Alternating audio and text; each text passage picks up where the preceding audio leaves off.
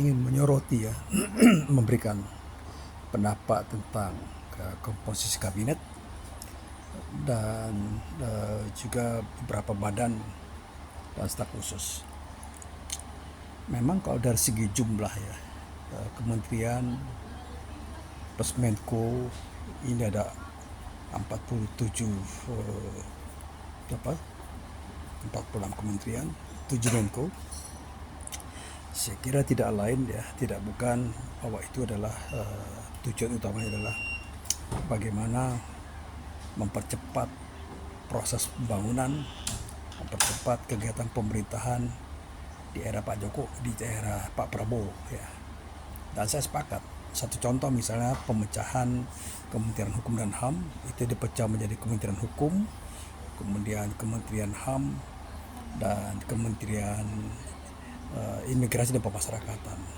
Saya kira itu sudah tepat ya, sudah tepat sekali, dan koordinatornya adalah Profesor Yusril,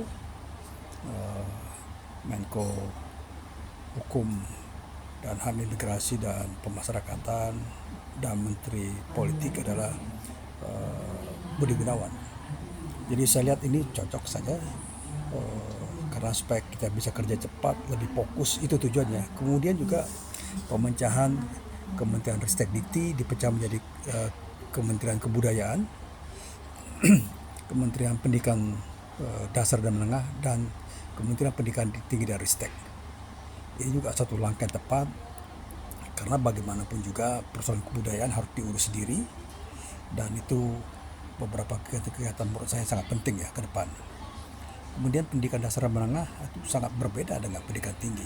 Oleh karena itu cocok diurus oleh satu orang menteri, basic ya. Jadi jangan sampai guru di level pendidikan dasar dan menengah itu disamakan tugas-tugas seperti dosen di pendidikan tinggi.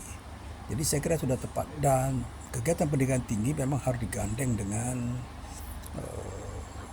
ristek ya, dengan riset dan teknologi. Sudah tepat.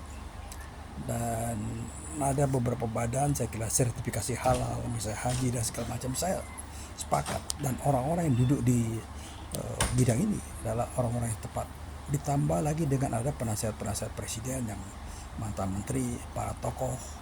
Jadi saya optimis ya, dengan komposisi kabinet yang sekarang, Presiden Prabowo akan bekerja dan bisa mencapai visi misi sebagaimana disampaikan dalam kampanye kemarin. Satu hal yang paling pasti dan perlu ya, saya kira kita perlu mendukung pemerintahan ini, memberikan masukan konstruktif, bukan sekedar asal kritik. Kritik asal kritik tidak ada manfaatnya. Terima kasih.